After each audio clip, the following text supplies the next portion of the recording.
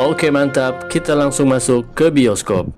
Kisah dibuka dengan latar masa kini, menampilkan James Wright, seorang komandan Angkatan Udara Amerika yang mengunjungi sebuah dojo di Jepang. Ia datang mencari Jenderal Ito, mantan musuhnya dari masa lalu yang fotonya terpampang di sana. Di sana ia bertemu dengan Shunsuke, putra Ito. Shunsuke bereaksi keras saat mendengar James mengenal ayahnya dari masa perang. Shunsuke menyatakan kesediaannya untuk menceritakan tentang mendiang ayahnya, tetapi hanya jika James bersedia membuktikan kemampuannya dengan menghadapi murid-murid dojo tersebut. Alur cerita kemudian melompat mundur ke tahun 1942. Di tengah Perang Dunia Kedua, James Wright terlibat dalam pertempuran udara sengit yang berakhir saat jet tempurnya ditembak jatuh oleh tentara Jepang, memaksanya terdampar di Pulau Bataan, Filipina.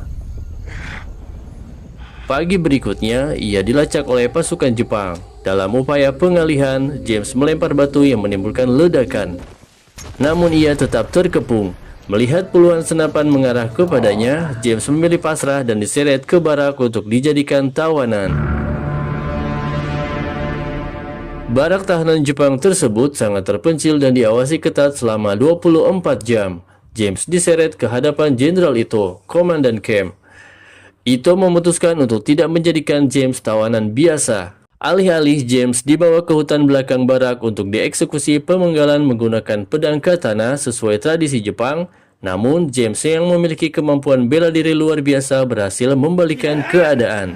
Ia membunuh kapten dan prajurit yang ditugaskan. Setelah sempat melarikan diri dan menemukan bangkai pesawat tanpa mesin, James kembali tertangkap ranjau babi dan diseret kembali ke barak. Mendengar kapten dan regu prajuritnya tewas dibunuh oleh hanya satu orang tawanan, Jenderal Ito menjadi sangat penasaran dengan James. Setelah menemukan lencana komandan di saku James, Ito memerintahkan Kapten Endo untuk menunda eksekusi karena ia memiliki rencana lain.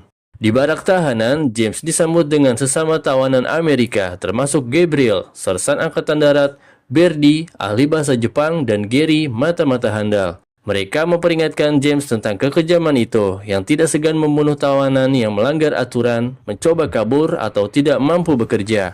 Saat tengah hari, James dipasang menonton hukuman bagi 3 tahanan yang mencuri makanan. Mereka dihabisi oleh petarung andalan itu yang bertubuh kekar. Kemudian, itu memaksa James bertarung. James berhasil menjatuhkan petarung itu dengan cepat. Setelah itu, James mengepalkan tangan kanannya, memusatkan seluruh energi dan melancarkan teknik pukulan terlarang yang seketika membunuh lawan. Jenderal Ito pun terkejut dan sangat terpukau. Ito menolak membunuh James karena James memiliki potensi yang berbeda dari tawanan lain. James menjelaskan kepada komandan tahanan Collins bahwa ia mempelajari seni bela diri dari berbagai negara seperti Hong Kong, Thailand, Jepang, hingga Tasikmalaya, yang menjelaskan gaya bertarungnya yang unik. Jenderal Ito yang terobsesi kembali memanggil James. Ito tahu betul bahwa teknik pukulan yang James lakukan adalah teknik terlarang yang berasal dari seni bela diri Jepang murni dan hanya dikuasai sedikit orang. Saking ingin melihatnya lagi, Ito memaksa James bertarung sekali lagi, kali ini melawan 3 prajurit.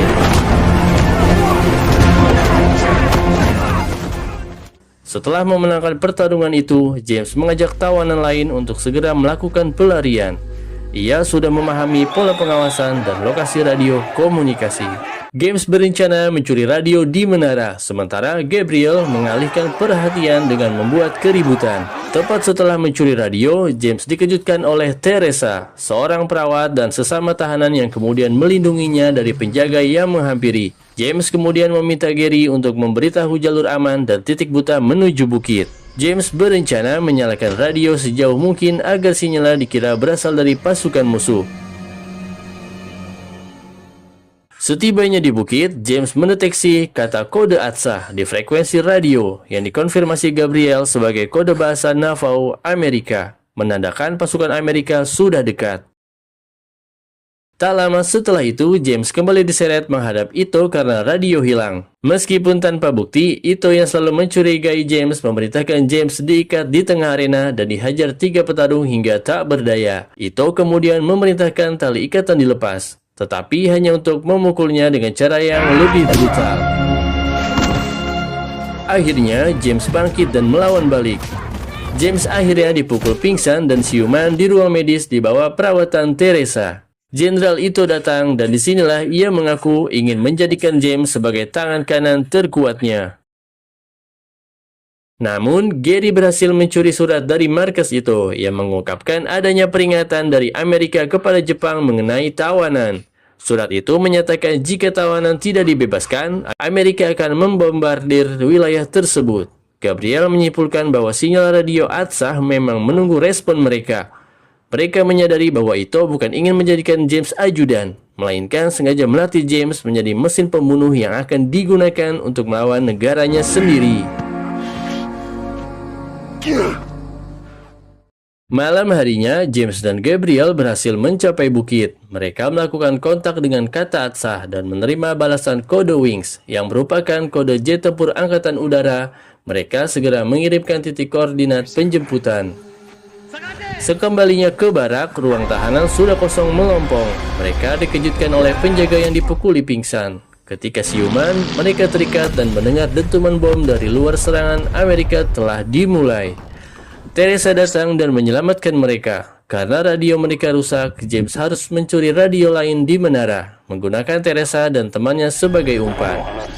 James bergegas ke menara untuk memberikan lokasi penjemputan akhir, sementara di bawah, para tawanan yang tersisa mulai dihabisi. James mengambil senjata dan turun tangan menyelamatkan mereka. Gabriel terlibat pertarungan dengan Kapten Endo. Collins datang membantu Gabriel, tetapi Collins harus tewas diberondong peluru panas Endo. James mencari Jenderal Ito yang sudah menunggunya. Ito memberikan katana dan menuntut duel sampai mati. James berhasil merebut katana, tetapi Ito berbuat curang dengan mengeluarkan pistol. James mengalahkan Ito dengan mudah. Gabriel menarik James pergi, meninggalkan Ito terkapar. Ketika Endo hendak menembak mereka dari belakang, Ito yang terluka justru mencegahnya karena obsesinya terhadap jurus terlarang James yang melampaui segala dendamnya. James dan Gabriel memanfaatkan bangkai pesawat tanpa mesin yang dulu ditemukan James. Mereka menghubungi pasukan Amerika untuk menyalakan suar sebagai tanda titik penjemputan. James menyiapkan tali pengait untuk menarik pesawat. Tim penjemput datang tepat waktu dan mereka berhasil mengudara. Meskipun tidak semua tawanan terselamatkan, James bersumpah akan kembali dengan pasukan yang lebih banyak.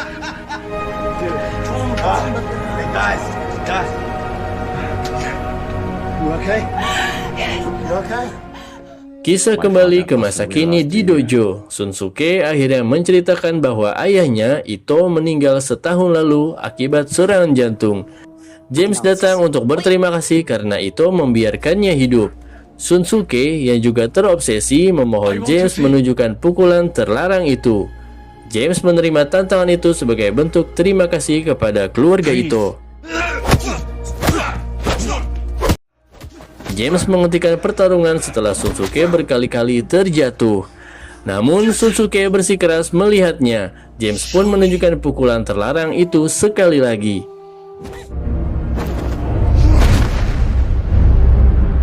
Sunsuke sangat bersyukur. Sebelum James pergi, Sunsuke menyerahkan lencana komandan milik James yang Ito simpan, sesuai wasiat terakhir ayahnya.